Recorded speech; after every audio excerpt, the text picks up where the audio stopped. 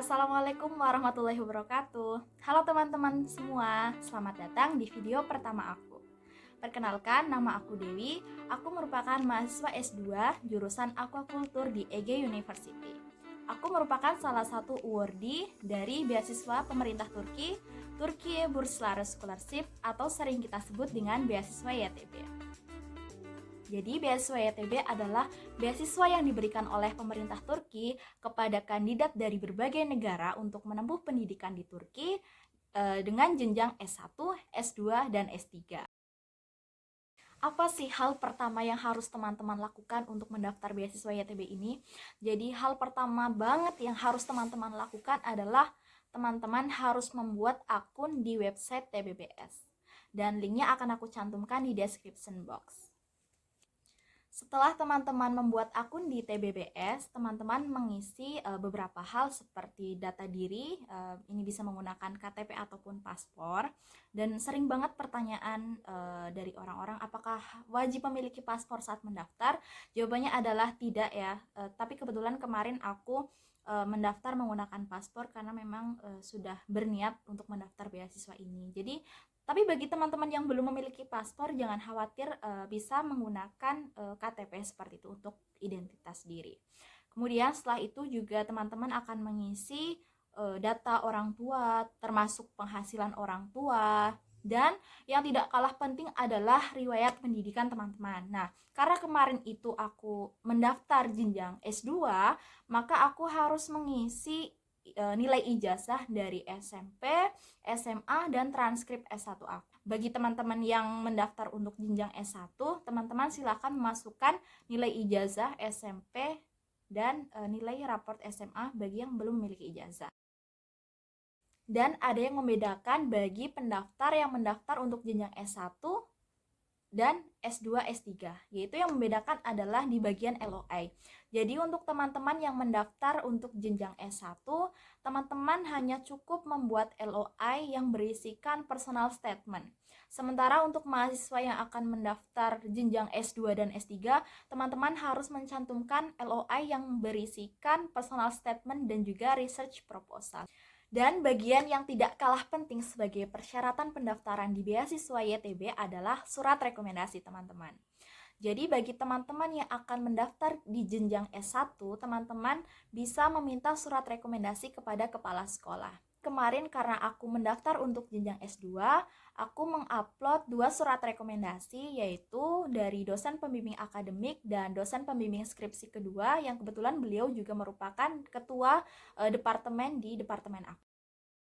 Karena beasiswa YTB ini merupakan beasiswa fully funded, jadi menurut aku sendiri cukup banyak fasilitas yang diberikan, yaitu yang pertama, tiket pesawat pulang dan pergi di masa awal dan akhir studi. Kemudian yang kedua, gratis biaya kuliah. Yang ketiga, gratis kursus bahasa Turki selama 1 tahun.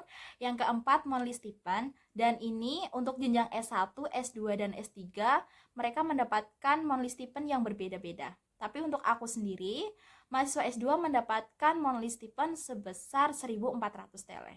Yang kelima, ada asuransi kesehatan. Dan yang keenam, ini yang merupakan menjadi salah satu pembeda beasiswa YTB dengan beasiswa lainnya, yaitu awardee beasiswa YTB mendapatkan fasilitas berupa asrama. Untuk mahasiswa S2 dan S3 wajib asrama selama 1 tahun. Setelah itu kita akan tinggal di rumah, di mana YTB ini akan memberikan kita uang rumah untuk menyewa rumah tersebut. Tapi untuk teman-teman di jenjang S1, teman-teman harus berada di asrama dari awal hingga akhir studi. Dan di asrama sendiri juga kita diberikan fasilitas, yaitu berupa makan pagi dan makan malam seperti itu. Jadi menurut aku itu udah enak banget ya. Apa sih bedanya YTB di tahun 2022 ini dengan tahun-tahun sebelumnya? Jadi yang pertama adalah di tahun ini adalah tahun pertama interview dilaksanakan secara offline setelah 2 tahun sebelumnya dilaksanakan secara online karena pandemi COVID-19. Kemudian yang kedua, untuk wawancara di tahun ini hanya dilaksanakan di Jakarta. Hanya di Jakarta ya teman-teman.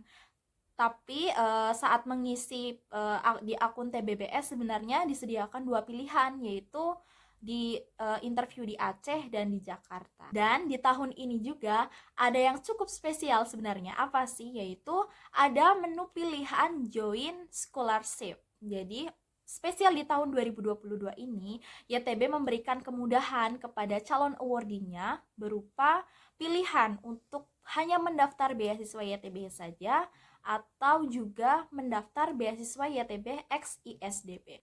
Jadi, beasiswa YTB X ISDB ini merupakan beasiswa kolaborasi antara YTB dan Islamic Development Bank. Dan yang cukup menarik yaitu beasiswa ISDB ini baru ada di tahun 2021.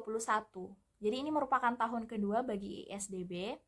Namun, yang membedakannya yaitu di tahun sekarang ini kita hanya cukup mengklik checklist seperti itu di menu bahwa kita akan mendaftar di dua aplikasi pendaftaran beasiswa, yaitu di YTB dan yang satunya ISDB X YTB.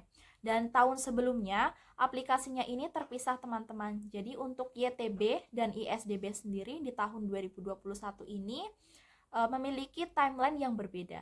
Jadi pendaftaran YTB terlebih dahulu, kemudian baru ISDB. Tapi untuk tahun ini benar-benar sangat memudahkan karena kita tidak perlu untuk 2 kali submit seperti itu. Jadi cukup mengklik menu Join Scholarship dan kita bisa mendaftar di 2 program beasiswa.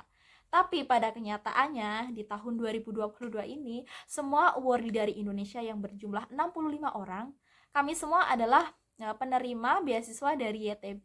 Tidak ada penerima dari beasiswa ISDB X YTB. Tapi untuk tahun 2023 nanti aku tidak tahu kebijakan dari YTB sendiri, apakah mereka memang akan memberikan beasiswa kepada awardee hanya dari YTB atau juga akan memberikan dari ISDB X YTB. Seperti itu. Jadi mungkin teman-teman nanti silahkan tunggu saja kebijakannya seperti apa. Berdasarkan data dari awardee tahun sebelumnya, pendaftar dari Indonesia pada tahun 2018 hingga tahun 2022 ini mengalami kenaikan yang cukup signifikan nih teman-teman.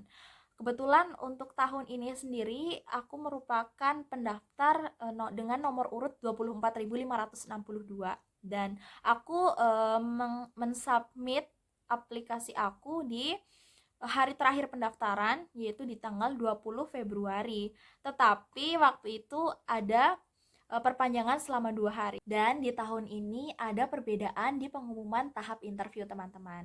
Untuk aku sendiri kebetulan kemarin aku mengira aku nggak bakalan lolos ke tahap interview karena teman-teman dari jurusan-jurusan soshum dari ekonomi Islam mereka sudah mendapatkan email, sementara aku baru mendapatkan email di tanggal 18 Juni. Dan jarak dari aku menerima email bahwa aku lolos ke tahap interview ke interview adalah 10 hari. Jadi aku menerima email di tanggal 18 Juni dan melakukan interview di tanggal 28 Juni. Dan satu hal lagi yang sering banget ditanyain juga sama teman-teman adalah bisa nggak sih daftar beasiswa ini ketika belum lulus gitu ya. Jawabannya adalah bisa banget.